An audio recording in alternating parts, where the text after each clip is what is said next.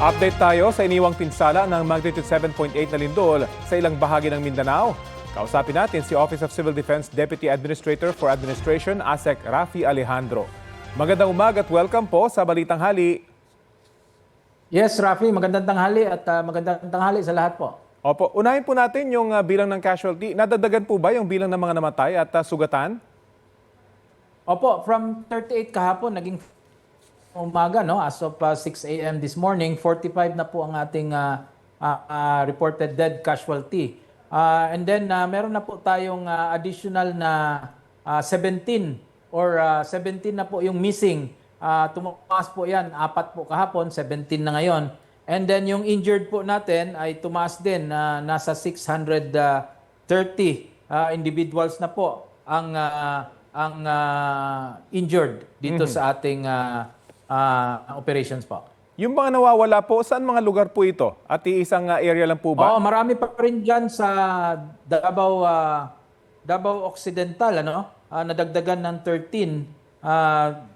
Doon sa Jose Abad Santos, ang 9 attributed doon sa Jose Abad Santos sa Davao Occidental.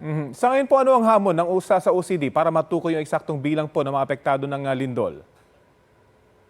Oo, yung hamon natin ngayon is yung communication, ano? Kasi intermittent pa po yung ating signal doon. At saka yung ating mga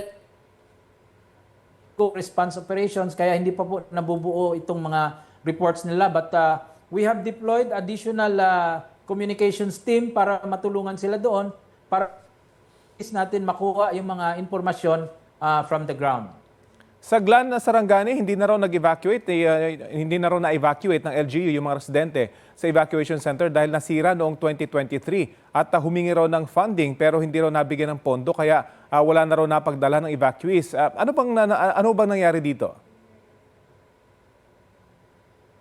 Oo, yan ay isang bagay na titingnan natin, ano, bakit na-delay yung assistance doon sa pag-rehabilitate ng kanilang mga.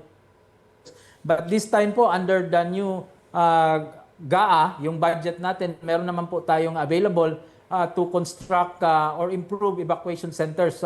Bigyan po natin ng attention yan. We will see how we can fast track yung kanilang request para po mapabilis yung pag-construct ng evacuation centers. And tingnan na rin natin is yung ma-repairs yung kanilang mga kabahayan po. Pero dito madadagdagan pa po dahil sa dami ng mga nadamay ng mga structure. Meron ho ba kayong bilang sa ngayon? Opo, based sa report natin, umaabot na po ng 3,169 houses pa lang po yan ang nai-report sa atin. That is in addition to roads and 11 bridges na apektado. At saka yung ating international airport, yung General Santos City International Airport. Yung mga private facilities po, tulad ng mga malls, ay tinitingnan pa rin natin kung talagang nasira or apektado kasi mga private facilities po ito. That is in addition to the 117 na government facilities na nai-report na sa atin. But again, ongoing po yung ating rapid assessment and we are doing our best to collate itong mga damages na ito.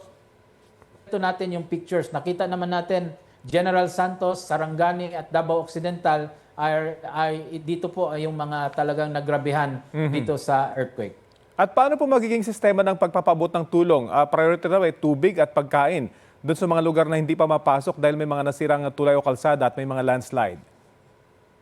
We have already mobilized yung ating Philippine Air Force. Lahat po ng Black Hawks and other aircrafts na available ay napunta na po sa Davao area para tumulong sa pag-distribute ng mga relief at pagdadala ng mga response sa mga areas na kailangan tulad ng Glan. And we are also mobilizing yung mga sea vessels ng Philippine Coast Guard at ng ating Philippine Navy. And we are also coordinating with the private ports operator na pwedeng gamitin yung kanilang mga ports. Alam natin dyan sa Sarangani Bay ay marami pong mga ports na pwedeng gamitin para po makapagpadala tayo ng mga relief goods doon sa areas na hard to reach.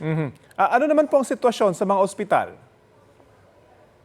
Yung hospitals naman po ay medyo na-stabilize na natin, although we have several reports na yung ating mga medical facilities ay nagtamo ng mga minor damages. wala naman pong mga major, no? Meron lang isang hospital sa South Cotabato na nilabas lang nila yung mga pasyente nila dahil takot lang din sila doon sa mga aftershocks. But yung pagbibigay medical, yung serbisyo medical, no?